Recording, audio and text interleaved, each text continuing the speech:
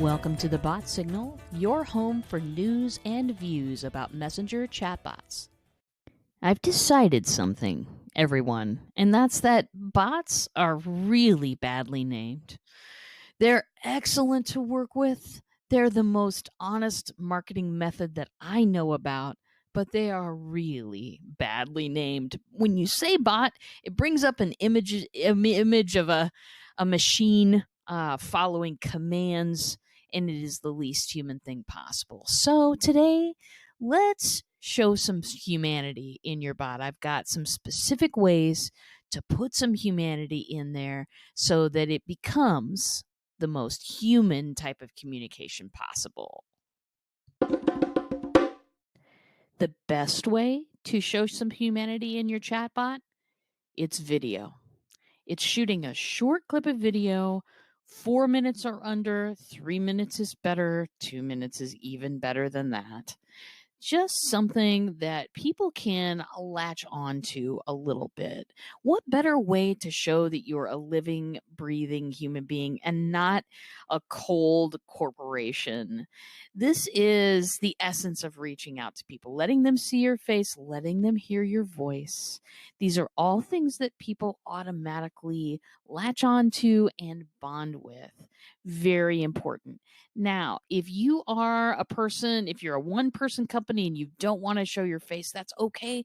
There are ways around that. You can do a voice over a slideshow.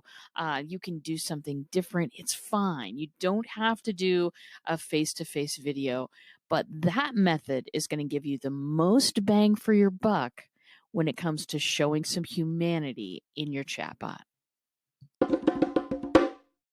Here's another tool for putting some humanity into your chatbot.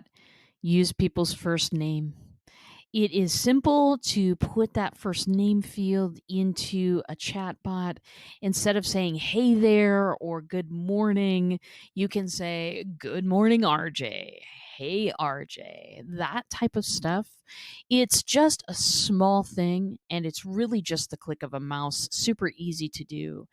But it really does make people feel like they're in a conversation talking to a person and not to, some cold corporation, as we say. It's just a little bit of flavor, but it goes a long way, and it's super simple to do.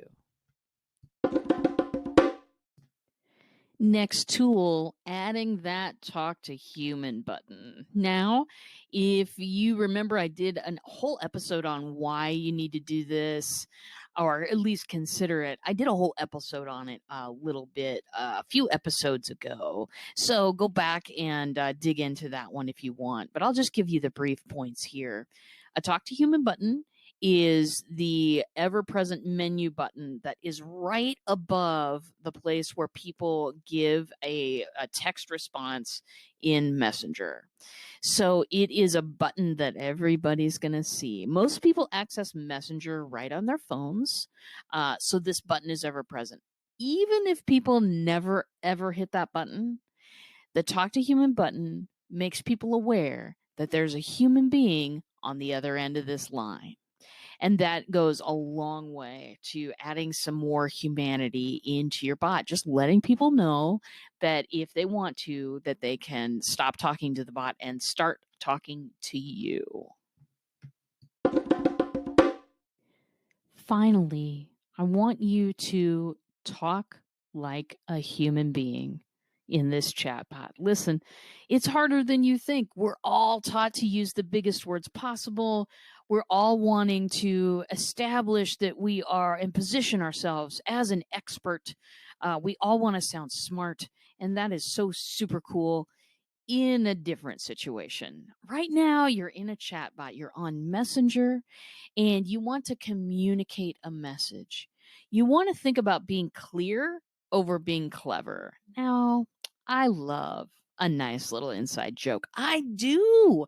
I love this stuff, but It's the wrong place to put those kinds of things. It's the wrong place to use jargon or big words or anything like that. You don't have to establish yourself as an expert in this text that you're sending over Messenger right now. If somebody is really interested, does this person know their stuff? They can look you up on the internet. That's fine. What you're doing right now is you're trying to make a connection. And the more jargon type stuff, the more big words you use, the more you sound like you're giving a speech or giving a lecture, the less connections you'll create. Trust me on this.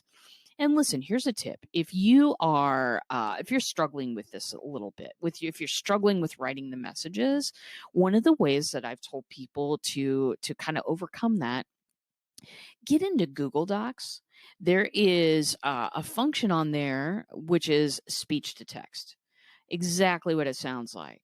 So I talk into the microphone and I can watch Google Docs translate that into text words.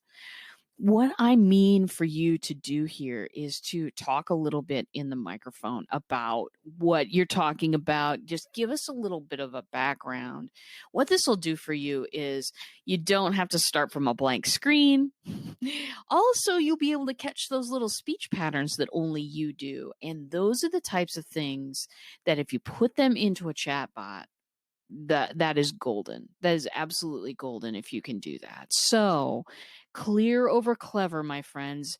If you're wondering if the statement that you just made in a chatbot is clear enough, feel free to test it on other people. Find some objective eyeballs, a coach, a friend, a client, someone who will give you an honest answer about that, and test it out on them. Let some people see that so that you can get some feedback on, okay, does that sound like me? Does it sound like my message? Does it sound like my personality? That, my friends, will get you further than anything. Thanks for listening today. You can find full episodes of The Bot Signal on your favorite podcast player. And if you have the Anchor app, stop in, ask me a question, leave me a voice message, and I'll include it on my next show. If you're completely new to bots and you don't know what's going on there, visit me at checkoutmybot.com. Start a conversation with me, take my free mini course. It's all available. Thanks a lot, and I'll see you in a bot.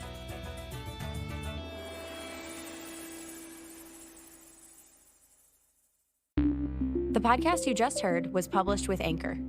Got something you want to say to the creator of this show? Send them a voice message using the Anchor app, free for iOS and Android.